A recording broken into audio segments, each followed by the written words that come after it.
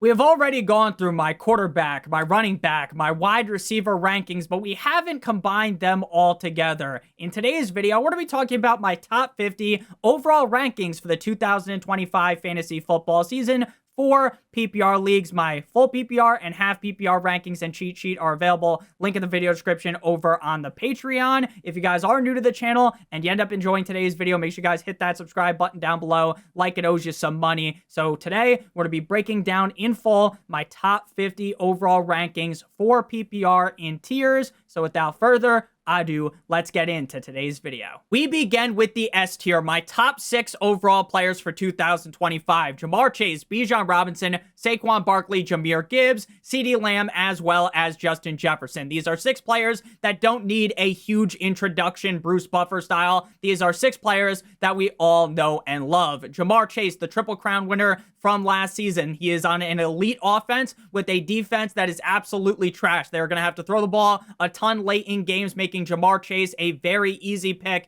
at the number 1 overall selection. At number 2, we have Bijan Robinson. Now, Bijan Robinson is dealing with some injuries to his offensive line, and while that certainly isn't the best case for him, if the offensive line is crumbling, then I believe that Michael Penix is just going to look to check the ball down a ton to Bijan Robinson. He still feels incredibly safe for me based upon the production we saw last season and the numbers he was able to put up with Michael Penix Jr. under center. I feel very good about Bijan this season. At number 3 is Saquon Barkley. Now, everyone's trying to poke every single argument out there, just throw everything out there, the whole kitchen sink about Saquon Barkley and why you should not be drafting him inside the top 6, why the guy is going to end up failing despite the fact that he's in an offense with an elite offensive line. He's one of the best running backs in the NFL, and they have one of the best rushing offenses in the NFL. To me, it is absolutely ludicrous. They're going to throw out the Madden curse. They're going to throw out every single thing possible to defame Saquon Barkley, but ultimately, I still feel very, very confident about him. I think he is going to smash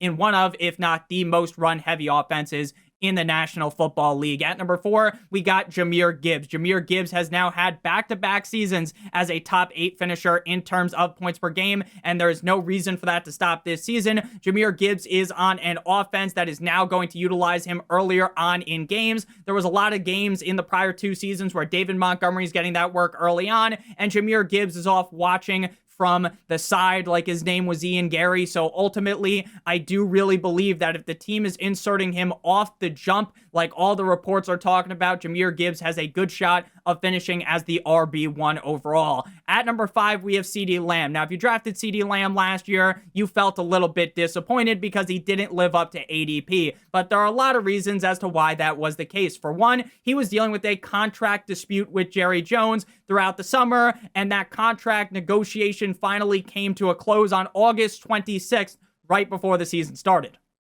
So him and Dak weren't on the same page. Then Dak gets whacked, he gets hurt, and then the season kind of goes down the drain. CeeDee Lamb was still a top 10 wide receiver in points per game, 3 straight seasons inside of the top 8. I feel very good about him. Ja'Marr Chase, as well as Justin Jefferson have been the wide receiver 1, 2, and 3 in terms of points per game from 2022 to 2024. Again, you can't go wrong with any of these guys. At number 6, we have Justin Jefferson, a quarterback change in 2025, but ultimately Kevin O'Connell is the quarterback whisperer, and I don't think that's really going to impact a guy like Justin Jefferson at all. Justin Jefferson has put up big numbers with a bunch of scrub quarterbacks, fine quarterbacks. It doesn't really matter. The guy can do it all. He's one of the most elite wide receivers in the NFL and should be sitting comfortably inside of the S tier. In the A tier, we have players 7 through 16. Christian McCaffrey, Malik Neighbors, Devon Achane, Puka Nacua, Nico Collins, Amon-Ra St. Brown, Brian Thomas Jr., Ashton Genty, Derrick Henry, as well as Drizzy Drake London. Now, Christian McCaffrey is another guy that everyone is going to panic about, just like Saquon Barkley. They're going to talk about how Christian McCaffrey is bound to get hurt again, that Christian McCaffrey absolutely bent you over a table last season without the use of lube or spit, and you simply cannot draft Christian McCaffrey this season because of it. Well, when you actually look at the guy's season finishes, he has had 20-plus point per game finishes for Christian McCaffrey in 5 of his last 8 seasons, and he's only finished inside the top 12 if he played 16 or more games. all of the reports this offseason have been very positive on him. And I get it. Last year, Kyle Shanahan was lying directly to our faces, right? Kyle Shanahan was telling us that Christian McCaffrey was going to be perfectly fine, and obviously he wasn't. But all of the reports now also have videos where you can see him, where he looks like his old self. Brian Robinson joining the team doesn't mean anything for Christian McCaffrey. The guy's going to put up a big season, and people are going to be very disappointed that they didn't draft him come December when it's playoff time, and you just got rinsed by Christian McCaffrey. At number 8, we got Malik Nabers of the New York Football Giants. Malik Nabers, as a rookie, was the wide receiver 7 in PPR points per game, and there is no reason why he can't repeat or do better this season. The Giants offense, sure, it isn't the best on paper, but going from Russell Wilson compared to guys like Horsecock, Drew Lock, or Daniel Jones last season, it is night and day. We saw Malik Nabers have multiple games where he was scoring 28 plus points. He had a game where he scored 36 points up against the Indianapolis Colts last year. He is a target hog in this offense. 11.3 targets per game last season. I am not worried about the quarterback situation here with Malik. The guy is simply that great. Next up, we move to Devon Achane of the Miami Dolphins. Now, any worry that Devon Achane was not going to be good to go for week number 1 have now been diminished because Chris Grier, the GM of the Dolphins, has already said that Devon Achane is good to go. Back-to-back seasons, Michael Jordan 96-97 as a top 6 running back in terms of points per game. Last year, when Tua Tagovailoa was healthy, Devon Achane ranked second in terms of points per game with 21.7 per game. Without Tua Tagovailoa, he was averaging just 8.6 PPR points per game as the RB42. His season hinges on Tua staying healthy. So if Tua is able to stay healthy, then Devon Achane has a path to finishing as the RB1 overall in fantasy football. Last year, he was the only running back to score 10 plus receiving points per game last season. Not even a guy like Jahmyr Gibbs was able to do that. Next up, we got Puka Nacua at 10 of the LA Rams. Back-to-back seasons as a top 6 point per game finisher. Puka Nacua is one of the best wide receivers in the NFL already, entering into his 3rd season. A lot of people are going to worry about Puka Nacua because they end up bringing in Davante Adams. To me, if Matthew Stafford is able to stay healthy, doesn't matter if Davante Adams is there because Puka Nacua is still the number 1 wide receiver on this team. He is going to get force-fed game in and game out. And if you're worried about, hey, Davante Adams is going to steal all the red zone opportunities, Puka Nacua has been a top 6 wide receiver in point per game in back-to-back seasons, scoring 6 receiving touchdowns and 3 receiving touchdowns. So even if the touchdown luck doesn't come his way, even if Davante Adams is sucking in red zone targets with the success rate of Savannah Bond, I still really believe Puka Nacua is going to smash. There have only been 5 wide receivers to hit 500 plus PPR points through their first 28 career games. Odell, Jamar Chase, Justin Jefferson, Randy Moss, and Puka Nacua.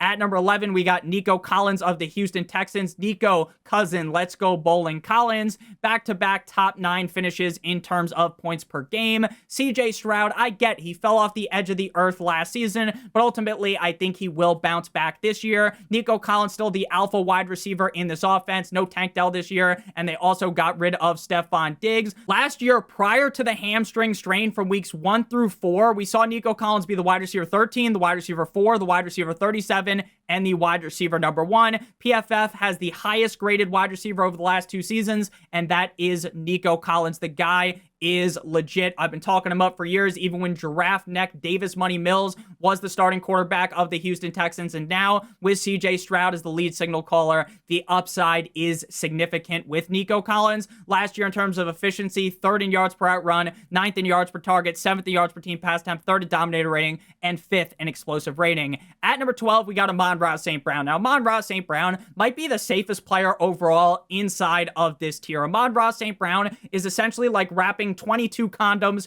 around your fantasy football team at the wide receiver position. He has finished as a top 10 wide receiver in points per game in 3 straight seasons and back-to-back seasons as the wide receiver 4 in points per game. I get they lost Ben Johnson, and I get everyone wants to get down on their knees and suck Jameson Williams dry, but frankly, Amon-Ra St. Brown is still the number 1 receiver in this offense offense with a quarterback that loves to feed this motherfucker the ball. He has had 1,100 or more receiving yards in 3 straight seasons. He scored 22 total touchdowns over the last 2 years. Another guy that is as efficient as it gets. And again, in terms of safety, Amon-Ra is exactly the definition of that. You go into the Webster's Dictionary, you find safety, and there's a picture of Amon-Ra St. Brown right there. At number 13, we got BTJ, Brian Thomas Jr. A lot of people are nervous about BTJ because of the fact that once Trevor Lawrence went down, that is when BTJ started feasting with Mac Jones. Him and Mac Jones were putting an Eiffel Tower over defenses and going to pound town. Last year, only Jamar Chase scored more points from weeks 13 on after the Jags bye week, 22.9 points per game. He was special to end the season with Mac Jones. In terms of the fantasy playoffs, the final 3 weeks of the season, BTJ was the wide receiver number 1 in PPR. Another guy that is as efficient as it gets. 2nd in dominator rating, 9th in yards per team pass attempt, 15th yards per target, 8th in yards per route run. I get they end up drafting Travis Hunter, and I honestly think that's fine for BTJ. I don't think that's going to sink his battleship. Trevor Lawrence hopefully is able to stay healthy, and hopefully we see Liam Cohen mold Trevor Lawrence into what we always thought he would be coming out of college. But in his 2nd year, BTJ is deserving of a potential even top 10, top 8 rating. The guy is really that good. At number 14, we got Ashton Jeanty. Now, a lot of people are scared of Ashton Jeanty because they got burnt by Bijan Robinson 2 years ago. I can't possibly draft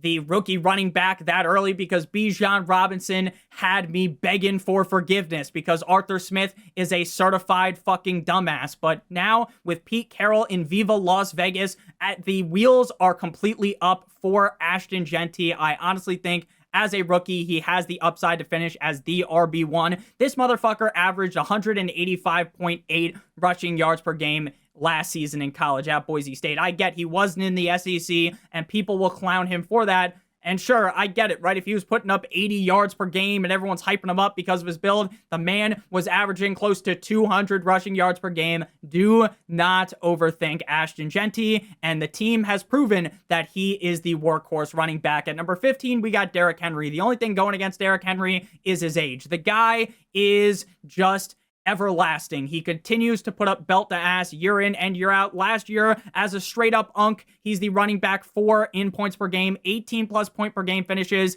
in the last 5 of 6 seasons. Derrick Henry is unlimited. Shout out to Russell Wilson. The guy just keeps on doing it. I am worried about the age. I'm worried about eventually him just falling off the edge of the earth because the age cliff comes for everyone. No one can avoid it. But ultimately, Derrick Henry continues to just tell us that, hey, he's not going to get hit by the age cliff directly in the face like an RKO from Randy Orton from out of nowhere. So I love Derrick Henry, the player. I am just nervous to draft him inside the 1st round because I like so many other players ahead of him. After Derrick Henry, we got Drizzy Drake London to close out the A tier. The reason why I like Drake London so much is because of the numbers he put up with Michael Penix Jr. down the stretch of this season. Michael Penix was forcing the ball down his throat. He was 1st in targets from week 16 through 18, 1st in yards, and 1st in half PPR points per game. He had 8 targets, 13 targets, and then 18 targets to close out the season. If he is the safety net for Michael Penix Jr., Drake London is going to be incredibly reliable yet again in 2025. Now we move on into the B tier. Josh Jacobs, Brock Bowers, Bucky Irving, Chase Brown, Ladd McConkey, A.J. Brown, Kyron Williams, Tyreek Hill, Josh Allen, and Lamar Jackson. My players overall 17 through 26. Last year, Josh Jacobs was a guy that I told everyone and their mother to draft. If you had drafted him early on in the season, you were calling me every single name in the book, every insult. And then, despite starting off the season on the wrong foot, scoring barely any fantasy points compared to what I expected. The first 4 games, a complete and utter disaster. After that, though, it was nothing short of domination, 50 Shades of Grey style out of Josh Jacobs. We project the Green Bay Packers offense to be very solid. I think Jordan Love being healthy to enter into this year is great because he did get banged up last year. In week number 1, they bring in Matthew Golden out of Texas, and I think that this offense is going to be scoring at will, and I think Josh Jacobs is going to have a lot of opportunities opportunities to score a bunch of touchdowns just like he did last year. Players with the most goal line rushes in 2024, Josh Jacobs led with 22.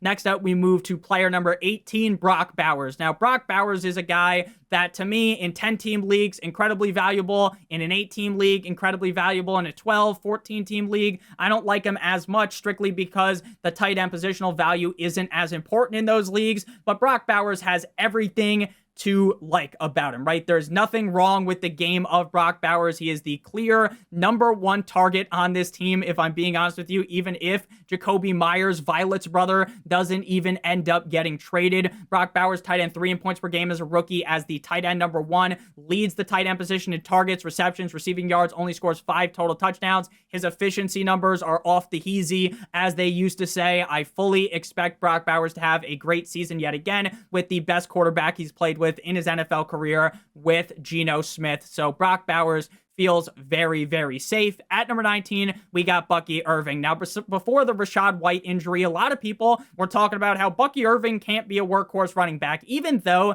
every single thing out of the coaching staff's mouth was, hey, he's probably going to be our workhorse. But now with Rachaad White sleeping with the fishes, like his name was Luca Brasi, at least for the next couple of weeks, now Bucky Irving's door is wide open for him to be the bell cow. Again, every single thing Todd Bowles has said has been nothing short of incredibly positive. Bucky Irving's opportunities are likely to increase substantially, according to Todd Bowles. Last season, once they finally gave him the reins, he was averaging 19.7 points per game in 8 games in which he ranked 45% or more of the snaps. He was able to steal the job away as a round 4 pick after the bye week. Final 4 games, he played 63% of the snaps, got 72% of the attempts, and 100% of the looks inside of the 5, and he had higher targets per route run compared to Rachaad White. This is Bucky's season. I know everyone loves Bucky Irving, but I just want to further solidify that even though they lost Liam Cohen,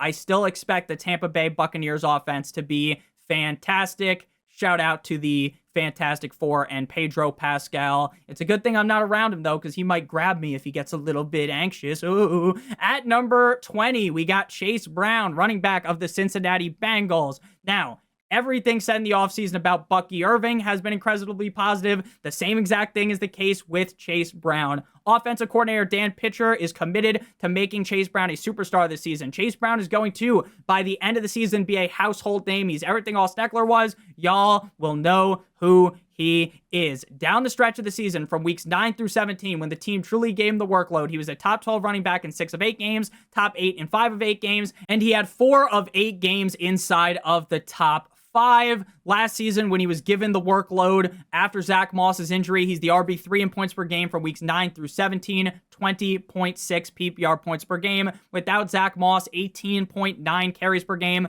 5.5 targets per game, running back 1 in expected PPR points per game. So Chase Brown, another one of these guys that I think is a huge value, especially if he falls to you at the early 3rd round. Next up, we got Ladd McConkey. Now, I've talked up Ladd McConkey a ton recently because the numbers point me in that direction. He starts off the year a little bit slow. Weeks 1 through 9, averaging 12.9 PPR points per game. But down the stretch of the season, weeks 10 through 18, 17.2 PPR points per game. And the reason why that is so important is because that is a great indication that the player is going to break out in their next season. If you start off kind of meh and you finish very strong, I'm not talking about like a 2-3 game sample size. I'm talking about a very large sample size, which is the case here with Ladd McConkey. I get that they bring in Keenan Allen, and that's going to make people a little bit scared, but I think Keenan Allen ultimately is going to cannibalize a guy like Quentin Johnston, the rookie season of Trey Harris. I don't think that's going to impact Ladd McConkey's target share at all. And while this is a very run-heavy offense under Harbaugh, they are going to have to throw the ball,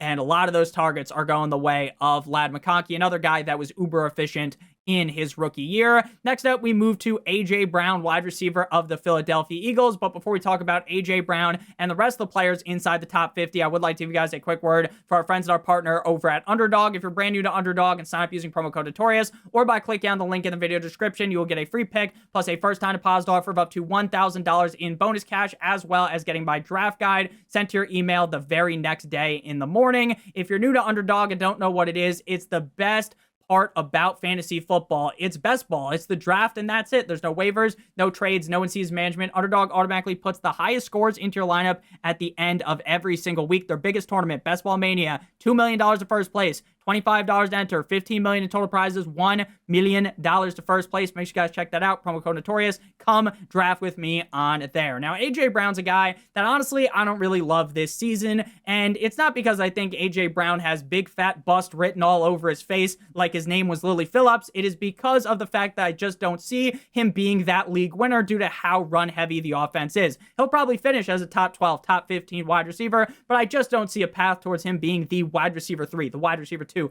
the wide receiver 1. Because again, the goal of this offense is to run the ever-living shit out of the ball. AJ Brown, though, is one of the best wide receivers in the league, so I can't bury him too much. At number 23, we got Kyren Williams, the man who just got a $33 million extension, 3 years, 33 M's for him. Kyren Williams over the last 2 years, he was third in rushing yards, tied second in rushing touchdowns, third in yards after contact, and second in first down rushes. 16 total touchdowns in 2024. 2023, 15 total touchdowns. I know the team is talking about giving more touches to the other running backs behind Kyren Williams. That was the exact same fucking talking point last season, and we saw exactly what happened. And what happened was this motherfucker led the running backs in terms of snap share, 88.4% and 82.8% opportunity share at the running back position. Don't panic on Kyren Williams. At number 24, we have Tyreek Hill. Now, Tyreek Hill is 100% a very risky pick. I don't think that Tyreek Hill is all that safe of an option, but the upside, in my opinion, is way too high for me to pass up on him and take a safer player. Tyreek Hill has the upside of being not a wide receiver 1, a top 12 wide receiver, the wide receiver 1, the head honcho, the head of the table. Shout out to Roman Reigns. He is dealing with an oblique strain, but is not expected to miss week 1. Now, maybe early on in the year, he starts off a little bit slow because, him and Tua might not be on the same exact page. But once they get on the same page, I expect Tyreek Hill to be the guy that he has always been. Prior to last season, in terms of points per game, wide receiver 2, wide receiver 3, wide receiver 6, wide receiver 2, wide receiver 11, wide receiver 4, and wide receiver 7. So what's more likely? Tyreek Hill is completely washed despite the fact that we were able to see him get open last season, and the guy just sucks complete and utter dick for fantasy football even though Tua got hurt? Or was the wrist injury hurting him? Making him play worse? Was the quarterback play completely fucking him over? I think it's more likely that the wrist injury was messing him up and the quarterback play messed him up. I think if Tua was able to stay healthy, Tyreek Hill has a path towards being the wide receiver 1 from 2022 to 2024. All the years in Miami, even with a stinker of a last season, shout out to Cal Freezy, he was the wide receiver 4 in points per game over 2022 through 2024. I'm not going to avoid a guy that I think has that big of upside. At number 25 and 26, we got the quarterbacks, Josh Allen and Lamar Jackson. 5 straight top 3 point per game finishes for Josh Allen, 3 of 5 seasons as the QB1 in points per game. Only 1 season outside the top 12 in his whole career, which was his rookie year. I get they no longer have Stephon Diggs. The wide receiver core is a ragtag group, but we just saw him put up huge numbers last season with that ragtag group, so I feel very good ranking him here. And if you are worried about a Ladd McConkey, a AJ Brown, Kyren Williams, Tyreek Hill, if there's a lot of question marks there for you, then Josh Allen might just be the layup pick there. Same thing goes with Lamar Jackson, quarterback 1 in points per game, 6 straight top 8 finishes, back-to-back top 3 finishes. He was the quarterback 1 last year, despite the fact that Derrick Henry put up all those big numbers. The man threw 41 passing touchdowns last season to 4 interceptions. Any narrative that Lamar Jackson can't throw the football, he's a running back, are dead at this point. Lamar Jackson, again, just another super safe bet. Moving now into the C tier with Trey McBride, T. Higgins, O'Brien Hampton, Jonathan Taylor, George Kittle, Devontae Adams, Garrett Wilson, Jaden Stormy Daniels, Breece Hall, and JSN. My players 27 through 36. Trey McBride in the NFL never scores touchdowns. Trey McBride in college never scored touchdowns. It's starting to feel like a trend that the motherfucker doesn't score touchdowns. But even with scoring 2 receiving touchdowns, he was the tight end 2 in points per game last season. It's very clear that him and Kyler Murray have that 5G LTE connection. Another guy that is just as efficient as it gets.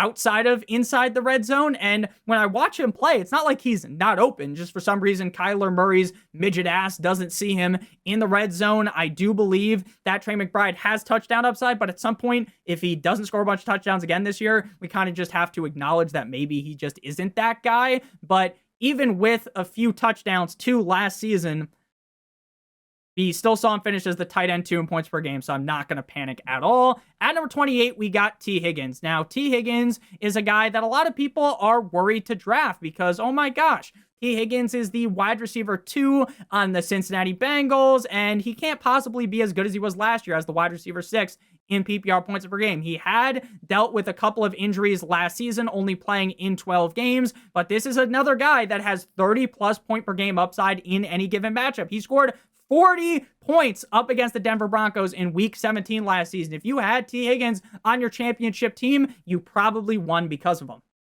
Just like we talked about with Jamar Chase, this is a defense that reeks to high heaven. They're absolutely terrible. T. Higgins is going to get a bunch of opportunities to catch passes late in games, and the guy is significantly better than anyone will give him credit for. I think T. Higgins, even as the quote-unquote wide receiver 2 on the team, is a shoo-in to finish inside of the top 12. Next up, we got, after T. Higgins, Omarion Chris Breezy Hampton, running back of the LA Superchargers. Now, Najee Harris is back at practice, and now people are going to abandon ship on Omarion Hampton. Oh my God, I can't draft Omarion Hampton because one-eye Najee Harris is back at practice.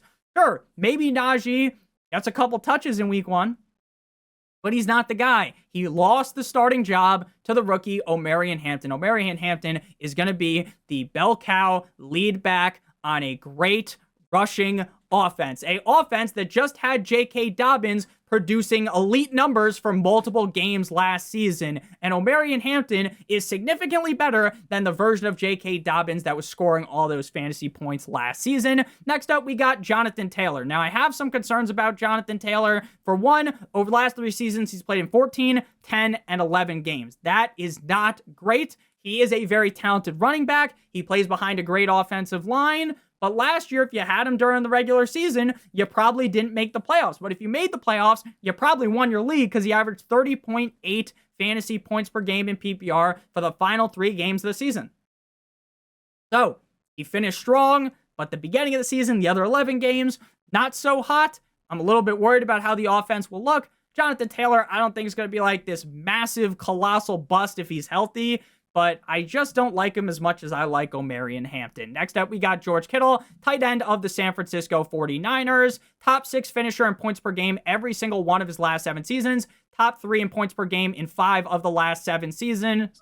George Kittle isn't being talked about the same way people talk about McBride, the same way people talk about Brock Bowers, but he 100% should be. He has a path towards finishing as the tight end 1 early on in the season. Who knows if Juwan Jennings will be ready? Who knows if, I know for sure Brandon Ayuk's not going to be ready. So we're going to be seeing a whole lot of George Kittle all season long. This is a team with one of the easiest schedules in the NFL. Brock Purdy is a really good quarterback, and George Kittle is, in my opinion, genuinely the best tight end in the NFL. Tight end 1 in terms of fantasy points per route run, 2nd in fantasy points per target, 2nd in quarterback rating per target, 1st in dominator rating, 1st in yards per target, 1st in yards per reception, and 1st in yards per team pass attempt. Next up, we got Davante Adams. Now, we talked about how I think that Puka Nakua's value is not going to be destroyed by Davante Adams. But I think both of these guys can coexist. This isn't going to be a parasitic relationship. It's going to be like T. Higgins, and it's going to be like Jamar Chase last season. Davante Adams might now be Robin, and Puka Nacua might be Batman, but frankly, it does not matter. Davante Adams has had 9 straight seasons as a top 15 points per game wide receiver with 8 of 9 seasons inside the top 12, and a lot of the times, you can get this guy in the 4th round.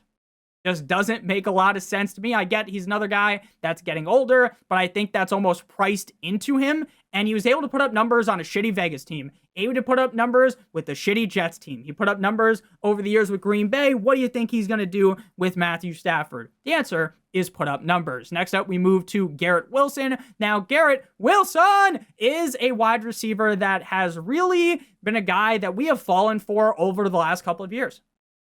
It's like one of those blatant traps where it's like a stick and there's a box, and somehow they always catch something in it, right? It's like the mouse going to the cheese, even though they just saw their friend get absolutely crushed by one of those traps a couple of minutes ago, right? I have a short memory with Garrett Wilson. 147 plus targets in 3 straight seasons. He has had 1,000 plus receiving yards in 3 straight seasons. Last year was starting to be the coming out party for Garrett Wilson, and then Devontae Adams backhanded him in the face, Will Smith to Chris Rock style. I think Garrett Wilson has always had the ability. The question is the quarterback play. I think Justin Fields, his teammate at Ohio State, is going to force him the ball, so I think Garrett Wilson's going to excel in this offense. Next up, we got Jaden Stormy Daniels of the Washington Commanders. I was starting to get a little bit nervous, but now that Terry McLaurin is there, he's a very clear top 4, top 5 quarterback, top 3 quarterback for some people, including myself.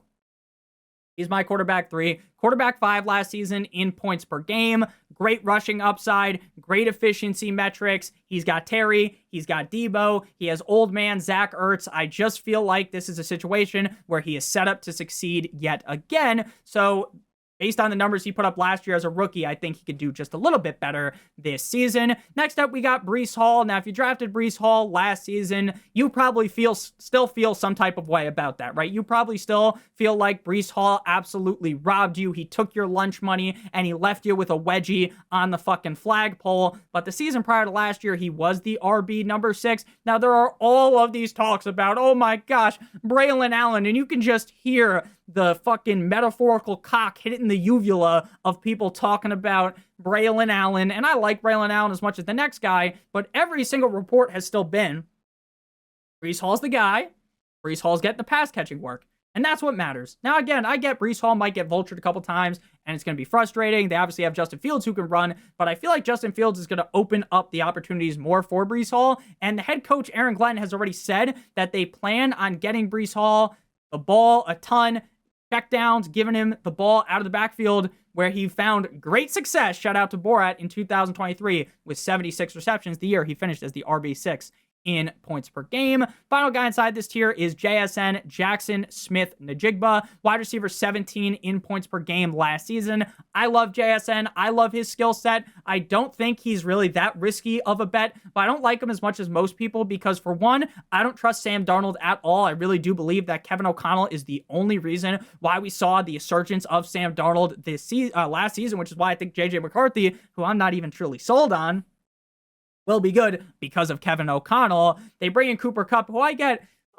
Cooper Kupp's washed. He's like the dishes. Ha ha. That's what people say on Twitter, right? But Cooper Kupp is still good enough to take away volume from a guy like JSN. And if I think this offense is going to be super run heavy like I do, I kind of just don't feel the best about JSN because I don't really see him scoring like 12 plus touchdowns or something. He's fine, right? I'm just not all over JSN like a lot of people are. Moving now into the 5th tier here, the D tier. Cortland Sutton, DK Metcalf, Jalen Hurts, players 37, 38, and 39. Cortland Sutton's a guy that I just have to keep banging the drum for. Cortland Sutton last season starts off the year pretty slow, like Ladd McConkey, finishes on top of the world, 18.1 PPR points per game for weeks 9 through 18. Him and Bo Nix clearly have a connection. Sean Payton being there helps me believe even further. In the preseason game, Cortland Sutton in week 3, or week 4, technically, I don't know what they count it as because, there's the fucking Hall of Fame game, but he had 50% of the targets that Bo Nix threw. Now I get, Nick, he's not going to have a 50% target share during the regular season. No shit, buddy. I know that, okay? But Cortland Sutton is the best wide receiver on this team. The second best is probably Evan Ingram, and he is a tight end. I've always believed in the talent of Cortland Sutton, but now the situation is correct. The chakras have aligned. The moons have aligned for Cortland Sutton to have a great season. Next up, we got DK Metcalf of the Pittsburgh Steelers.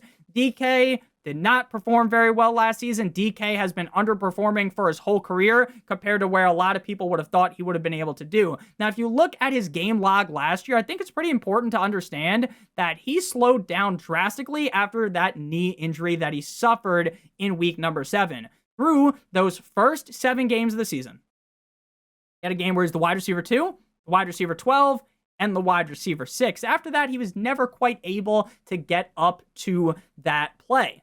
Now, again, I get DK Metcalf has fucked you over before. DK Metcalf has let you down. He sold you down the river before.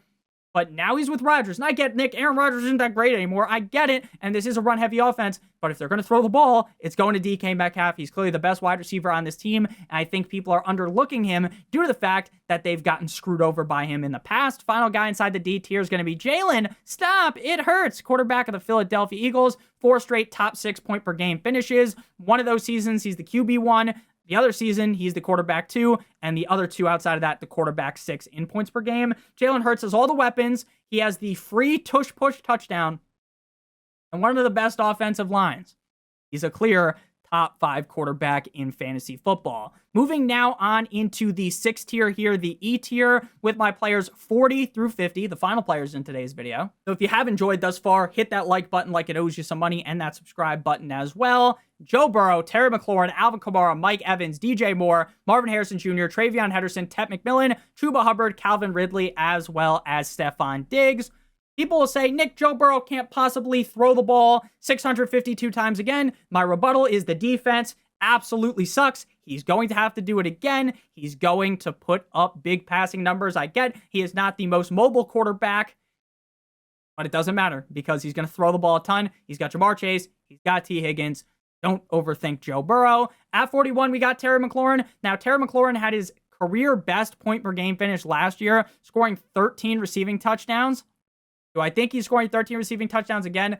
No, so that's why I don't have him ranked super highly. But if we're just talking about a guy that's going to be all reliable for you, that is exactly what Terry McLaurin will be. Though at cost, sometimes when you see him go in the 3rd round, around like ahead of guys like Adams, Sutton, Metcalf that I like more, to me it just feels a little bit gross, but I get why people do like him. He is the #1 receiver on the Washington Commanders. I just don't see him scoring 13 touchdowns again. That's really just it. Next up, we got Alvin Kamara. Now, there's been some reports that Alvin Kamara is going to get traded halfway through the season. We'll see what happens. For the Saints, he's the #1 option. He is the offense. America runs on Duncan. The Saints run on Alvin Kamara. Doesn't matter if they keep switching the quarterbacks in and out all the time, like the burger joint. I don't care. Alvin Kamara's had 7 of 8 seasons in the NFL as a top 8 points per game finisher. Last year on an offense that was nothing short of Dick Cheese, the guy was still the running back 5 in points per game. I know they started off really hot with Derek Carr and then it all went down the drain. But again, Alvin Kamara is just going to continue to put up numbers, and he played through a broken hand for the season as well. Again, there's a lot of players in fantasy football that just get severely overthunk because of their age. And Alvin Kamara is a perfect example of that. Next up, we got Mike Evans, the Unk. Now, Mike Evans, last year was a tale of 2 seasons for Mike Evans.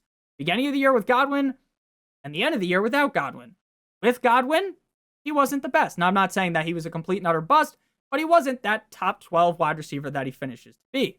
Then Godwin gets hurt, and this guy is phenomenal. He's unstoppable. There's all this hype about Igbuka. Chris Godwin will eventually come back. So Mike Evans just feels like another one of these guys where you're not real. Like if you pick Terry McLaurin, I don't think you're going to be able to select him and he becomes like the wide receiver 5. Mike Evans, I feel the same way. He's had 11 straight seasons with 1,000 or more yards and 6 of 11 seasons with 10 or more touchdowns. And he hasn't finished outside the top 18 in PPR points per game since 2017. He's going to be fine. But when I'm drafting him where people are paying the price, you want that high upside ability, and that's just simply not what Mike Evans possesses at this point. Next up, we got DJ Moore, wiki, wide receiver of the Chicago Bears. His best season as a Bear was 2023 as the wide receiver 9 in points per game, greatly regressing last year as the wide receiver 26 in points per game. Now, a lot of the talk of the summer has been Rome Odunze, Ben Johnson giving him some autofellatio, giving him the Suka Lamink special. But DJ Moore is still there. The Vegas lines all point towards DJ Moore being the wide receiver 1, but a lot of people still don't agree with that. I think Rome Odunze is going to ascend in this offense, but DJ Moore is also being talked about as, hey, maybe they don't trust Swift or Roshan Johnson or Kyle Monagai in the red zone, so they're going to be running the ball with DJ Moore in the red zone, which just adds in even more ability. If you think Ben Johnson's going to take this offense to the next level, and DJ Moore is 5th in target separation last year, 4th in juke rate, he was getting open. It's just Caleb Williams was legitimately fucking dog shit last season. So if he gets slightly better, then DJ Moore is probably going to surprise a lot of people who just simply don't have him on his board because of last season. Next up, we got Maserati Marv. Now, last year, I will admit, I was wrong about Marvin Harrison Jr. I told everyone, holy fuck, dude, I would draft Marvin Harrison Jr. in the first round. And you see where that left me? It left me for dead. Left for dead like the video game. Shout out to Gabe Newell. Marvin Harrison Jr. is an elite talent. He has all of the abilities of a guy that will be the wide receiver number 1 in fantasy football. He legitimately, this season, could be the wide receiver 1, and I wouldn't be shocked. But there are a lot of downsides. There are, hey, he popped, he flashed for those 2 games last season, 29 points, 23.1 points. But then there's games where he's scoring 0 points, 5 points, 3 points, 7 points, right? There's the real high highs, but there's also the really low lows. Now, I like Marvin Harrison again, but it's the same coaching staff. They're running it back with the same guys that had you feeling terrible every single week, not knowing if you can start Marvin Harrison or not. And look, I love Kyler Murray. I do, but there's real reasons to worry about Marv, but the upside is really too high for me to rank him lower. And Johnny Venerable, a beat reporter, says he's been the MVP of training camp. He's been the most dominant player here. He's unguardable. We shall see. It's definitely very risky. Again, like Terry McLaurin's like 9,000 times safer than Marvin Harrison. Then we move to TreVeyon Henderson, everyone's darling. Now, I was off of TreVeyon Henderson, and then I just kept seeing more and more and more and more hype out of TreVeyon Henderson. Every single thing that I read is he's one of the team's top performers, and every clip I watch of him, I'm seeing Jahmyr Gibbs. But in New England, and that pisses me off as a Dolphins fan. But it is what it is, right? TreVeyon Henderson, really good at college at Ohio State. Now, moving into a role where, sure, he's not going to be a workhorse running back at the NFL level, but he's going to be getting a lot of pass-catching opportunities. His route running ability is absolutely off the chain. It's nasty. The guy is routing up everyone in the red zone. Really good. Preseason has shown that. Do I 100% trust that Josh McDaniels won't fuck this up? The answer to that would be no. I still think there's a way that McDaniels ends up messing this up. But again, he's too good to be avoided, especially if he falls to you in like the 5th round. Next up, we got Tep McMillan, rookie of the Carolina Panthers. My take on Tep McMillan, T-Mac, is very simple. Really good in college. Top 8 overall pick, the 8th overall pick out of Arizona. He had back-to-back seasons with over 1,300 yards, and he scored 8+ touchdowns in back-to-back seasons.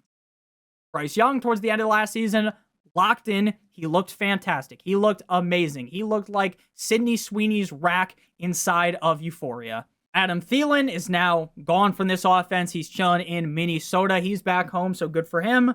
I like Xavier Legette. I like Coker, Jalen Coker. Cokeheads stand up.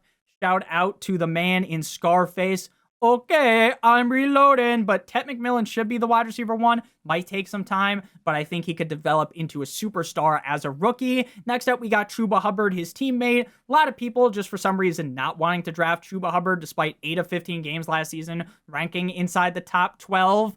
And the last thing we saw out of Chuba Hubbard, he dropped a 30 bomb up against the Cardinals in week number 16. But still, people just don't like him, even though the Carolina Panthers proved to be a good offense for a bunch of games down the stretch of last season. So just let them keep doubting and keep picking up Chuba Hubbard. Next up, we got Calvin Ridley, wide receiver of the Tennessee Titans. I have been the conductor of the Calvin Ridley Express. I have been talking him up, and I'm going to continue to do so. Calvin Ridley is the wide receiver 1 in Tennessee. There is no one that can even hold the dude's jockstrap. Cam Ward is 9,000 times better, even though I've never even seen him step foot on the gridiron in a regular season game, than Will Levis, who is legitimately ruined what Calvin Ridley could have been last season. Calvin Ridley had multiple great games, but intertwined in those games were absolutely shit shows because Will Levis can't read a children's book. So now with Cam Ward, Calvin Ridley's season is going to be much better. And again, I get the stats weren't great, but in terms of efficiency, 9th in explosive rating, 10th in yards per reception, 1st in unrealized air yards, 91st in target accuracy. Things are going to change in Tennessee. Final guy, Stephon Diggs, wide receiver of the New England Patriots, 15+ point per game finisher in 5 straight seasons. Last year, before he got hurt, he put up a game as the wide receiver 5, the wide receiver number 15, the wide receiver 15, and the wide receiver 13. 4 of 8 games, he had 18 plus points per game. He ranked 8th in route win rate, 18th in true catch rate, and 26th in target separation. He is the clear alpha wide receiver in New England with the Patriots. I feel like he's going to be amazing again, and people are just sleeping on him for some reason. Like, he really is buried, right? We're talking about Calvin Ridley's buried. He'll come off the board in the 6th round sometimes, the 5th round. Stephon Diggs goes to like pick 80. It doesn't make sense. So thank you guys all so much for watching. If you end up enjoying, make sure you guys hit that subscribe button like it owes you some money. Creed! Leave a like on today's video. It helped me out a ton. Check out one of the videos on our screen if you haven't seen it already. I love you guys all so much. I hope you have a great rest of your guys' day. And as always, check out the Patreon. Link in the video description. $12.50. Get the rankings. PPR, half PPR. Love you long time. As always, good boy!